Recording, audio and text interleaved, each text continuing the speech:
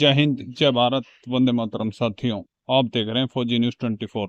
चमोली में एक फौजी का बच्चा तड़प तड़प कर मरता रहा और डॉक्टर ने दे डाली फौजी की पत्नी को ही धमकी। आगे वीडियो में देखें फौजी ने किस प्रकार से अपनी वीडियो बनाकर लगाई प्रशासन से गुहार। अब देखना यह होगा कि प्रशासन क्या एक्शन लेता है। आगे देखें यह तो वीडियो। डॉक्टर मुझे बोलते हैं कि तू यहाँ आ जा। उनकी सेम लैंग्वेज होती है कि तू यहाँ आ जा। तो मैं उनको बोलता हूँ कि सर पहले तो आप तू करके बात मत कीजिए, क्योंकि मैं जो है एक आर्मी पर्सन हूँ और तू वाली लैंग्वेज मुझे थोड़ी अच्छी नहीं लगी आपकी। और रही बात मेरी वहाँ आने की, तो वहाँ अगर मुझे आना होता तो शायद आपके बोलने से पहले मैं अपने बच्चों के पास होता और वहाँ पे आपको ये बोलने की जरूरत भी नहीं पड़ती। डिस्ट्रिक्ट ग्वालदम चिड़िंगा ब्लॉक ग्राम सेवा ग्वालदम चिड़िंगा से हूँ। मेरा ये वीडियो स्पेशली जो बागेश्वर डिस्ट्रिक्ट डीएम सर हैं आशीष कुमार, प्लस जो कुमाऊं के जो कमिश्नर सर हैं दीपक रावत सर, उनके लिए स्पेशली है। ये एक बहुत बड़ी गलती एक बच्चे के ट्रीटमेंट में कुमाऊं जो डिस्ट्रिक्ट हॉस्पिटल और एम्बुलेंस सर्विस जो कुमाऊं की है उसके द्वारा की गई है। ये एक बच्चे की एक कहानी है जो अभी 10 तारीख को जो बच्चा कुमाऊं डिस्ट्रिक्ट के लिए डिस्ट्रिक्ट हॉस्पिटल के लिए जो है ट्रीटमेंट के लिए ले जाया जाता है। उस बच्चे को ट्रीटमेंट से लेकर आगे रेफर होने तक पूरा जो भी प्रॉब्लम्स आई हैं उसके अकॉर्डिंग मैं ये वीडियो बना रहा हूँ, जो शायद एक बहुत बड़ी गलती है इमरजेंसी सर्विस, इमरजेंसी सेवा से भी, और जो डिस्ट्रिक्ट हॉस्पिटल बागेश्वर हॉस्पिटल से भी, और जो डॉक्टर वहाँ पे इमरजेंसी में एक डॉक्टर हैं उनके द्वारा बहुत गलत बिहेवियर उनके द्वारा किया गया। बच्चा एक ग्वालदम हॉस्पिटल के लिए जाता है, वो बीमार होता है बच्चा, तो ग्वालदम से उसको ट्रांसफ़र किया जाता है बैद्यनाथ हॉस्पिटल के लिए। बैद्यनाथ हॉस्पिटल से उसको आगे उसकी जो कंडीशंस है वो काफ़ी सीरियस होती है, उसको थोड़ी बहुत ट्रीटमेंट करके उसको आगे के लिए भेजा जाता है बागेश्वर डिस्ट्रिक्ट हॉस्पिटल के लिए। बागेश्वर डिस्ट्रिक्ट हॉस्पिटल में जाके उस बच्चे का थोड़ी बहुत बोल सकते हैं उसका ट्रीटमेंट चलता है। उसके बाद फिर डॉक्टर उसको आगे के लिए रेफ़र करते हैं, आगे अल्मोड़ा के लिए रेफ़र करते हैं। 5 साढ़े 5 बजे वो बच्चा हॉस्पिटल में पहुंचता है और उसको रेफ़र किया जाता है। 6 साढ़े 6 बजे के समथिंग उसको रेफ़र किया जाता है। उसके बाद इमरजेंसी एम्बुलेंस सेवा के लिए कॉल किया जाता है हॉस्पिटल से ही। तो वहाँ पे एम्बुलेंस सर्विस 7 बजे से लेकर 8 बज जाते हैं, इमरजेंसी एम्बुलेंस नहीं आती है।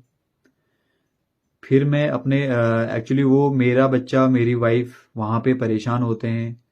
1 घंटे का टाइम हो जाता है कि एम्बुलेंस नहीं आती है। उसके बाद फिर मैं उनसे पूछता हूँ कि डिले क्यों हुआ है, तो वो बताते हैं कि कॉल किया हुआ है, लेकिन बताया जा रहा है कि अभी आएगी, 15 मिनट में आएगी, 10 मिनट में आएगी, लेकिन एम्बुलेंस पिछले 1 घंटे से नहीं आती है।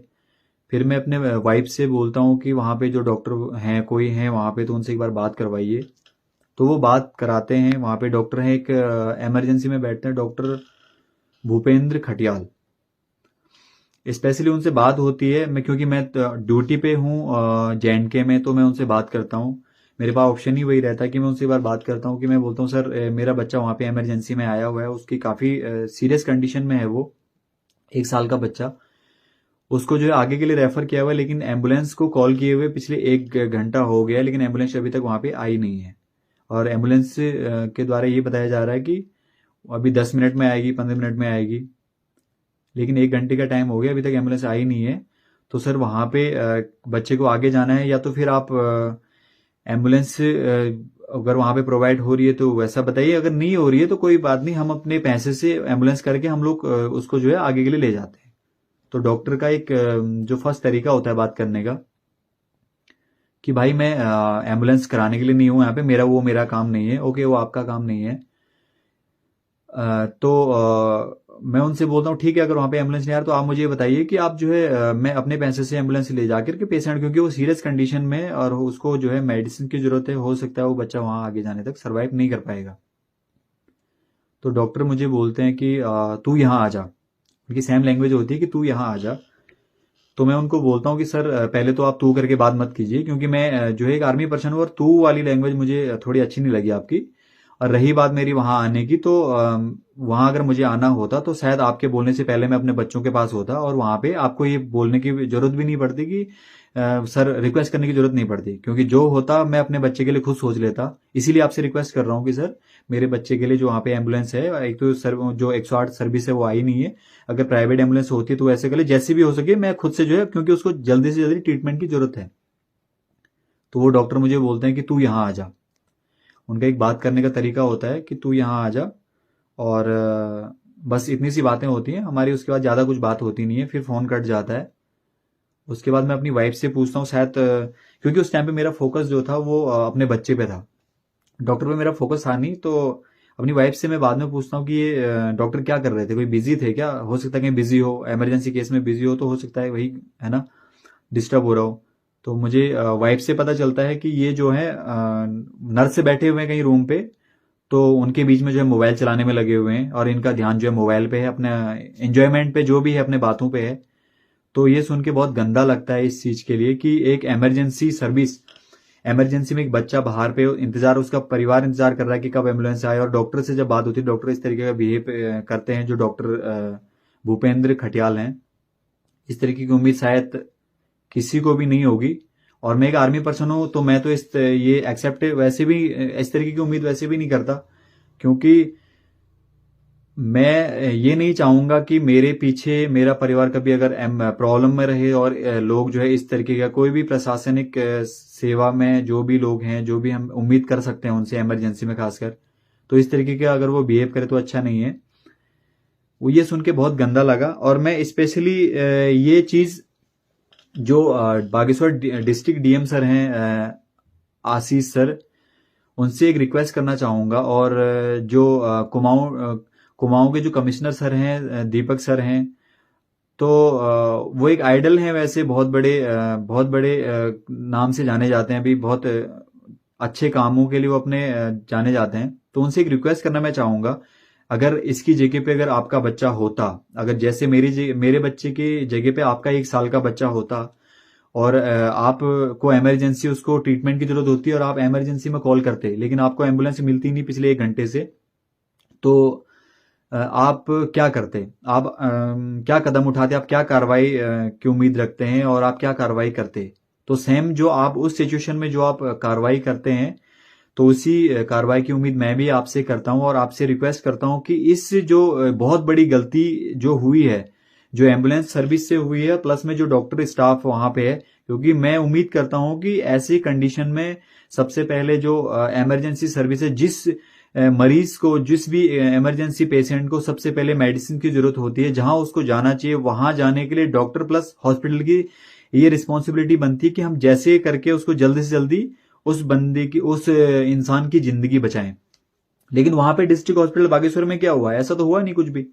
वहां पे तो सब ये है कि ठीक है, क्या फर्क पड़ता है, एम्बुलेंस सर्विस आई ना आए, जब आएगी तब लेके चले जाएंगे। क्या यही रिस्पॉन्सिबिलिटी बनती है? क्या एक आर्मी पर्सन जो है ये उम्मीद कर सकता है कि मेरे पीछे अगर मेरे परिवार को कभी कुछ होता है, और वो जो है इस तरीके की घटना अगर उनके साथ होती है, और इस तरीके का व्यवहार एक हॉस्पिटल के द्वारा किया जाता है, क्या ये कितने लोग इस चीज को एक्सेप्ट करते हैं और इस चीज को सही मानते हैं कि डॉक्टर ऐसा करना चाहिए डॉक्टर को? क्योंकि मुझे जहां तक लगा कि एक डॉक्टर के अंदर ये डिसिप्लिन नहीं होना चाहिए, और एक ये तरीका नहीं होना चाहिए। बाद में जब मेरी बातें उनसे, डॉक्टर सर से जब खत्म होती हैं, तो वो मेरे वाइफ को ये चीज पूछते हैं कि जो है तेरा पति कहाँ पे जॉब करता है, अपने पति का रेजिमेंट नाम नंबर बता। मेरा भी भाई आर्मी के अंदर है, कोई पता नहीं कहाँ पे है, क्या है वो मुझे नहीं पता, तो अपना बता, मैं बताता हूँ अपने तेरे हस्बैंड को, ये वो। सो बस कोई बात नहीं हुई, इतनी सी बात के लिए बस कि सर आप जो है मुझे ये तू करके वाली बात मत कीजिए, और जो है एम्बुलेंस सर्विस आई नहीं है, प्लीज रिक्वेस्ट है कि आप जो है एम्बुलेंस के लिए कुछ कीजिए, बस इतनी सी बात के लिए।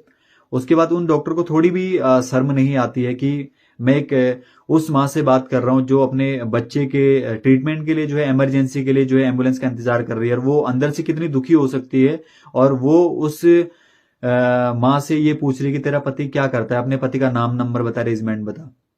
सबसे पहले मैं उन डॉक्टर को मैं ये कहना चाहता हूं कि आपके पास ये अथॉरिटी है कि एक आर्मी पर्सन का पर्सनल डिटेल पूछने के लिए आपको ये अथॉरिटी कहां से मिली है? पर्सनल जो आर्मी पर्सन की पर्सनल इंफॉर्मेशन पूछने का अधिकार शायद मुझे लगता है, मुझे क्या लगता है कि शायद किसी के पास नहीं होना चाहिए, और ये है भी नहीं। अगर आपके पास अथॉरिटी है तो आप जरूर बताइए, मैं आपको अपना रेजिमेंट नेम और पूरा अपना बायोडाटा पूरा बताऊंगा, पर्सनल इंफॉर्मेशन मैं आपको पूरी दूंगा। लेकिन जब तक आपके पास अथॉरिटी नहीं है तब तक आप किसी के भी परिवार से, आर्मी पर्सन के परिवार से किसी के भी पर्सनल डिटेल्स नहीं पूछ सकते हैं। रही बात आपके भाई भैया, जो आपके भाई हैं वो कहीं पे भी जॉब कर रहे हो, तो उनसे मैं एक रिक्वेस्ट करना चाहूंगा, अगर आप अपने भाई की इन हरकतों को देखते हुए अगर सपोर्ट करते हैं तो ये आप बहुत बड़ी गलती कर रहे हैं। आपको ऐसे अपने भाई के इन कारनामों पे जो है भी इस तरीके की हरकत करते हैं, इनको सपोर्ट नहीं करना चाहिए। अगर आप ऐसे में अगर सपोर्ट करते हैं तो आपके ऊपर भी कार्रवाई होनी चाहिए, आपकी जांच होनी चाहिए कि आप अपने भाई के इस तरीके के कामों को जो है ये अपने डॉक्टर का फर्ज ना निभा करके गैंगस्टर का काम कर रहे हैं, और इनके ऊपर कार्रवाई होनी चाहिए। तो स्पेशली मैं रिक्वेस्ट करता हूं, प्रशासन से भी रिक्वेस्ट करता हूं, और जो स्पेशली जो डीएम सर हैं वहां के आशीष, क्योंकि जब 7 बजे से लेकर जब 9 बजे तक जब वहां पे एम्बुलेंस नहीं आती है, और 9 बजे जो है वहां के डीएम सर हैं, आशीष कुमार सर हैं जो डीएम सर हैं, उनसे भैया की मेरी बात होती है, तो उनसे बात करने के बाद जो है वहां पे एम्बुलेंस आती है। वहां पे एम्बुलेंस आती है 9:30 बजे, आधे घंटे के अंदर वहां पे एम्बुलेंस आ जाती है। तो मैं ये उनसे भी पूछना चाहूंगा, जो 3 घंटे से जो एम्बुलेंस वहां पे नहीं आ रही थी, वो आधे घंटे के अंदर वहां पे कैसे आ गई? एक डीएम सर से बात करने के बाद आधे घंटे के अंदर कैसे वहां पे एम्बुलेंस आ गई? क्या जो इमरजेंसी में जो रो रहे हैं पेशेंट, जो सीरियस कंडीशन में, क्या उन सबको डीएम सर से बात करने के बाद जो एम्बुलेंस वहां पे प्रोवाइड की जाएगी?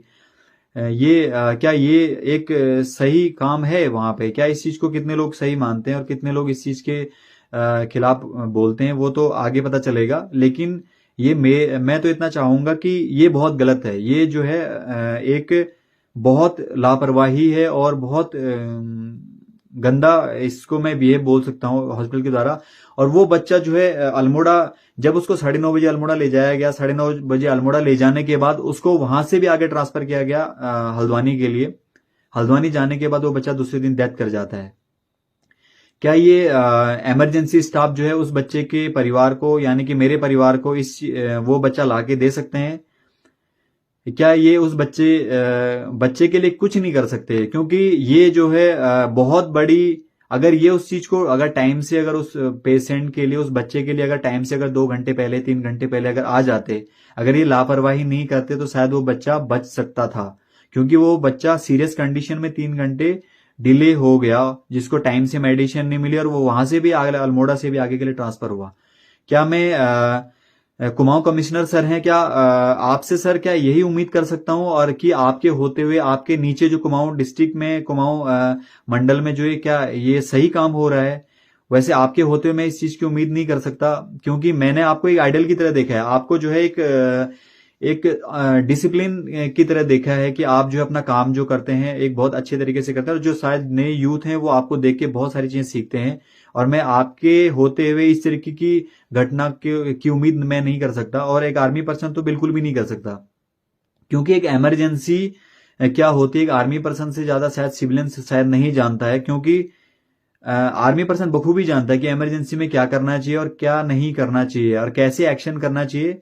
ये शायद एक आर्मी पर्सन को सिखाने की जरूरत नहीं है। आज मेरा बच्चा मेरे बीच में नहीं है, मेरा परिवार आज मातम में डूबा हुआ है, और मैं ये उम्मीद करता हूं जो डीएम सर हैं वहां के, आशीष सर, और जो कुमाऊं कमिश्नर सर हैं, उनसे मैं ये उम्मीद करता हूं कि जो कार्यवाही आप अपने, अगर आपका बच्चा होता, आपके बच्चे के ऊपर ये प्रॉब्लम आने के पे आप कार्रवाई करते, मैं सेम कार्रवाई की उम्मीद आपसे रखता हूं। और ये मैं उम्मीद करता हूं, स्पेशली रिक्वेस्ट करता हूं कि इसकी जांच होनी चाहिए, डॉक्टर की जांच होनी चाहिए, और उनके जो डिसिप्लिन, उनके ऊपर एक्शन होना चाहिए, वो होना चाहिए। प्लस में जो इमरजेंसी एम्बुलेंस सर्विस है उसके ऊपर जांच होनी चाहिए, और उचित कार्रवाई की मैं उम्मीद रखता हूं, और आगे उम्मीद करता हूं कि उचित कार्रवाई जो है की जाएगी। ठीक है। और प्लस में मुझे एक डाउट है कि जिस बीच में वहां पे डॉक्टर से मेरी बात होती है, डॉक्टर से बात होने के बाद जो है वहां पे आधे घंटे के बाद, जब 7 बजे से 8, 8:30 बजे के समथिंग शायद मेरी डॉक्टर से बात होती है, तो उसके बाद जो एक बीच में नर्स आती है, वो मेरी वाइफ को ये बोलती है कि आप जो है एक सिविल एम्बुलेंस है, वो 4,500-5,000 रुपए लेगा, उसमें आप अपने बच्चे को लेके जा सकते हो। तो सबसे पहले तो मैं ये कहना चाहूंगा कि अगर एम्बुलेंस वहां पे सिविल एम्बुलेंस ही थी तो ये चीज उनको पहले बतानी चाहिए थी, जब एम्बुलेंस नहीं आ रही थी, जो डिले चल रहा था। सेकंड में जब डॉक्टर से मेरी बात होती है, वो बोलते हैं कि सिविल एम्बुलेंस और आप अपने से गाड़ी से उसको नहीं लेके जा सकते। अगर मैं उसको नहीं लेके जा सकता तो फिर आपके हॉस्पिटल की नर्स द्वारा ये क्यों बोला गया कि जो है 5,500-4,500 रुपए जो है आप उस एम्बुलेंस वाले को दे के अपने पेशेंट को ले जा सकते हो? क्या थोड़ी बहुत भी शर्म नहीं है क्या आप लोगों के अंदर? थोड़ी बहुत कम से कम, अगर सर में बिल्कुल भी नहीं है तो कम से कम उस छोटे से 1 साल के बच्चे के ऊपर तो कम से कम दया आप लोगों को आनी चाहिए कि एक सीरियस बच्चा जो है आपके हॉस्पिटल में ट्रीटमेंट के लिए आया हुआ है, और आप जो एक एम्बुलेंस की अगर व्यवस्था वहां पे नहीं कर सकते तो फिर मैं क्या ही सोच सकता हूं। एक जो बॉर्डर पे खड़ा एक सिपाही है, जो एक सोल्जर आगे खड़ा है, वो क्या उम्मीद लगा सकता है प्रशासन से? और कुमाऊं कमिश्नर सर, आपसे भी मैं तो इस बार बार रिक्वेस्ट ही कर सकता हूं, आपसे क्या उम्मीद कर सकता है कुमाऊं मंडल से, या कोई भी प्रशासन, जो भी अधिकारी जो इस चीज वीडियो को देख रहे हैं, उनसे क्या उम्मीद कर सकता है इस बॉर्डर पे खड़ा सिपाही कि वो अपनी ड्यूटी कर रहा है? अगर उसके पीछे उसके परिवार पे अगर कोई भी विपत्ति या कोई भी इमरजेंसी ऐसी प्रॉब्लम्स आती हैं तो आप लोगों से क्या उम्मीद कर सकते हैं?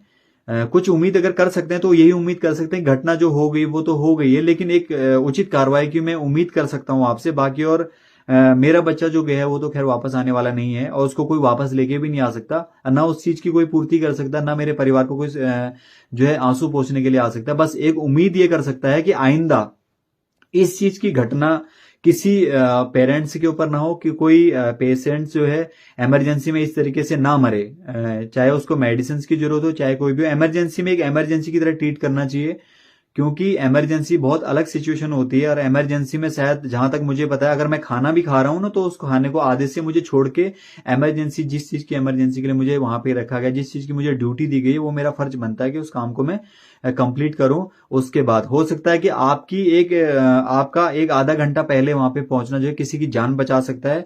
उसकी जान बचाने इतनी चाहिए कि उसके परिवार की दुआएं शायद आपको मिलेंगी, ठीक है। और वो पेशेंट जो एक ऊपर से भगवान भी देख रहे हैं, वो भी आपके इन कामों को देखते हैं, और आपके ऊपर उनकी जो एक होता है ना कि यार ऊपर वाला देख रहा है, कुछ अच्छे काम कर लो, तो ये बहुत बड़ी चीज है। नहीं तो इससे आप तो कर लोगे क्योंकि पेमेंट लगी हुई है, आप पेमेंट ले लोगे अपना, ठीक है। आप, क्योंकि इस चीज को पूछने वाला शायद मुझे लगता है कि वहां पे कोई नहीं है, और इस चीज की जांच करने वाला भी मुझे लगता है अभी तक शायद कोई नहीं था।